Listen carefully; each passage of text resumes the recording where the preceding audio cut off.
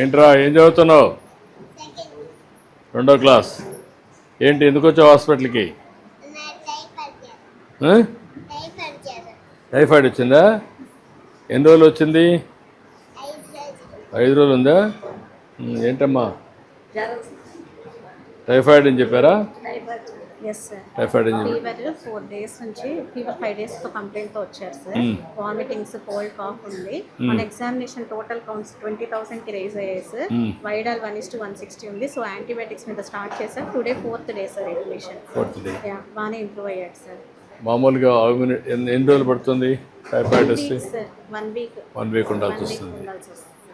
ఏంటమ్మా నువ్వేంటి? హారిక.